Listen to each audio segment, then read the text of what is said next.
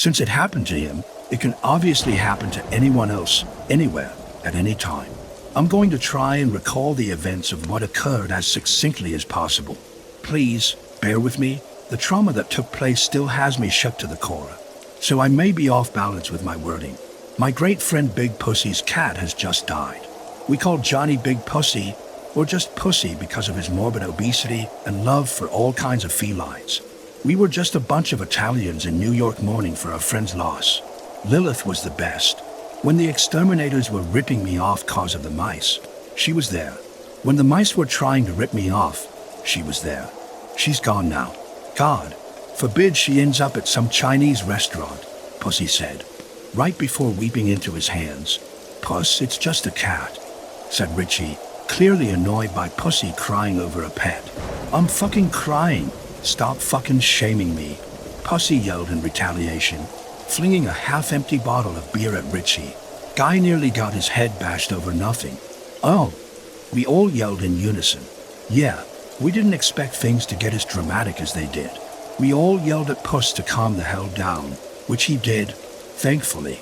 The others went back home while I stayed around to help him bury the cat. Poor Puss. I didn't know how much he loved that feline, but I get the feeling he loved her more than his ex-wife. I brought up the idea of getting another pet, but he begrudgingly shot the idea down. I don't want no other cat. Ever since she was here, all night she would watch him a callet, fend off the crackheads coming at dusk. She's like no other. I went along with his expressions, comforting him as much as I could during a time like this. As we began wrapping things up at the cemetery, Pussy said he wished to be reunited with her no matter what, which is what might have sealed his fate. A whole 6 months went by, and it was as if Pussy had never even heard of the cat. He had a whole new wife and dog. He even lost 2 inches of his beer belly. It only caught me off guard because the pictures of his cat at home were gone. Every single portrait of him with Lilith. It was as if she'd never existed to him in the first place. I asked how he conquered his grief about the loss of Lily. Conquered it? I just did. Then I considered running for president, he said happily, patting his gut with the palm of his hands. I couldn't help but laugh loudly once he said that. It was truly good to see him bettering himself after months of grief and years of being divorced. We even celebrated with a small barbecue at his backyard and partied all night. The next morning, we woke up heavily hungover. However, I saw that Puss had these long and painful-looking scratches on his arm. Jesus, Mother of Christ, what happened? I exclaimed worriedly.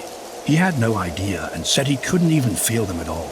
He asked his wife, but she too was baffled at the sight and didn't know what to say. We all fell asleep roughly around the same time. So how did those scratches form?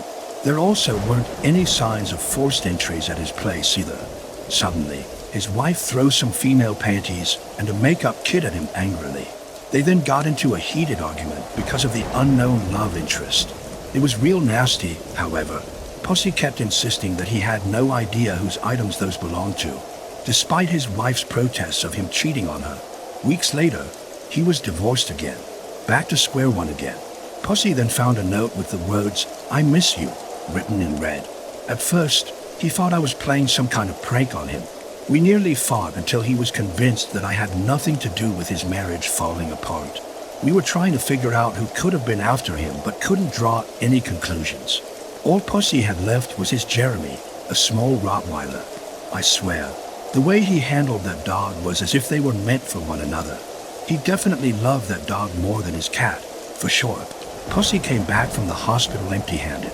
He complained to me that the doctors tried to heal his wounds, but were ultimately dumbfounded that they wouldn't close. Some of the scratches were deep enough to require stitching, but when one was thought to be closed up, it would mysteriously reopen again. Freaking out from seeing this, Puss immediately ran out of the hospital, against all medical treatment, and went back home. He was confused and paranoid that he had some kind of curse spelled against him. Relax, take it easy. Don't talk like that, I said calmly. Do my best to reassure him that there was an explanation for everything that had been happening. Initially, I thought it was going to be the end of that. But boy, were we wrong. Nothing could have been further from the truth. The real horror was just beginning to dawn on us, especially for Puss. The next morning, I woke up at his living room screaming in agony. Puss's dog, Jeremy, was lying dead in front of us. When Pussy came to check up on me, I turned to him and yelled even louder. He had even more scratches on his other arm, and they looked worse than before. Pussy was freaking out and desperately stared at his mirror. He saw that the scratches now began moving on their own somehow, forming the words, "I miss you," on both arms. Then, the dead Rottweiler suddenly stood up, staring right at Pussy. "As she misses you," it said with its croaky voice. We couldn't believe our eyes. We couldn't believe what was happening. Just merely inches from us was a resurrected dog. "It's talking. It's fucking talking," Pussy yelled loudly. "How is it talking, let alone in English? Questions that we take to our grave." "Lilith misses you," it hissed at Puss. What the dog was now doing put me on edge. I was on the verge of throwing up.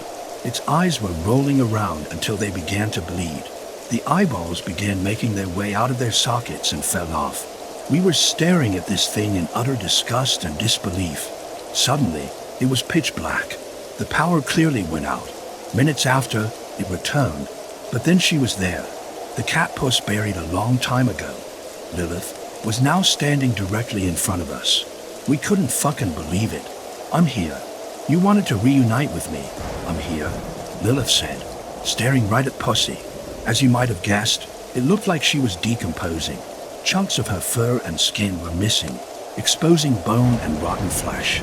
Her eyes were dark black with venomous red slits for pupils. "You came back to me?" Pussy asked. Lilith grinned menacingly. "No, you came to me." Pussy didn't even look at it.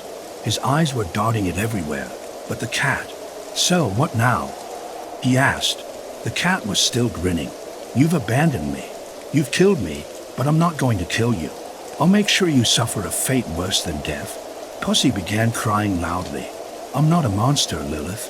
I pay my taxes on time. Why do you want to kill me?" No response. I just stared at the exchange happening right before my very eyes. "Did you sabotage his previous marriage?" I asked Lilith. She still kept her demonic eyes glued on him. "Yes, the misfortune that fell on him was planned. I wanted him to feel every ounce of pain he inflicted on me. But it's okay now. I'm here." It all made sense now.